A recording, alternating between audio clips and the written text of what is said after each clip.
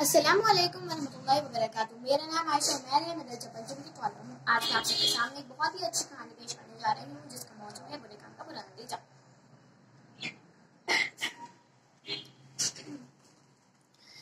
दो लड़के थे, एक का नाम आमिर था और दूसरे का नाम आसिम था।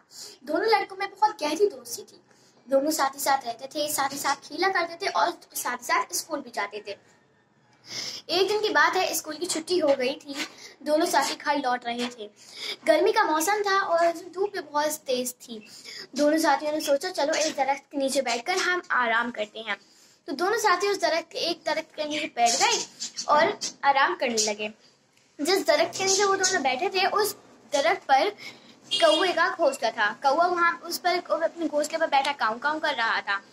आसिम ने आमिर से कहा, अरे आमिर भाई, इस दरख्त पर तो देखो, एक तोते का घोंसला है, मैं तो इसे आराम से पकड़ लूंगा। तो आमिर उस पर बोला, नहीं आसिम भाई, ये तो कौवे का घोंसला है। क्या तुम इसकी आवाज नहीं पहचानते? ये काऊ काऊ कर रहा है। क्या तुम्हें परिंदों की आवाज की पहचान नहीं है? चलो मैं तुम्हें बताता हूँ, क्योंकि कल ही मेरे अब्बू ने मुझे कुछ परिंदे और उनकी बोलियों के नाम बताए हैं। चलिए आप भी सुनिए। कौवा काऊ काऊ, कोयल कू, कबूतर हुटरू, तोता टें टें, चिड़िया चू चू। आमिर ने उसे बहुत समझाया, लेकिन वो कहाँ समझने वाला था। वो तो समझा ही नहीं और उस दरख्त पर जा चढ़ा। और जब उसने उस घोंसले में हाथ डाला तो उसका हाथ देखकर कौवा बहुत जोर जोर से चिल्लाने लगा, काऊ काऊ काऊ काऊ काऊ काऊ।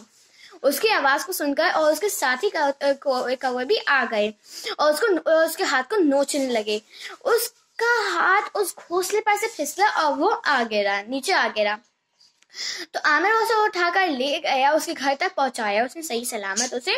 और फिर उसके बाद में जब उसके अब्बू ने देखा, आसिम के अब्बू ने देखा कि अरे ये क्या हुआ, तो फिर उसके बाद में आमिर ने पूरा वाकया बयान किया। तो अब आसिम को अपने ऊपर बहुत शर्मिंदगी महसूस हुई और उसके अब्बू ने बहुत डांटा और उसको बहुत समझाया। इस पर आसिम को अपने ऊपर बहुत शर्मिंदगी महसूस हुई और फिर उसके बाद में उसने तौबा कर ली कि मैं आपसे किसी भी चीज को बेवजह परेशान नहीं करूंगा। तो इसलिए हमें चाहिए कि हम किसी भी चीज को बेवजह परेशान नहीं करना चाहिए। कोई भी परिंदा को भी परेशान नहीं करना चाहिए। शुक्रिया। अस्सलामु अलैकुम।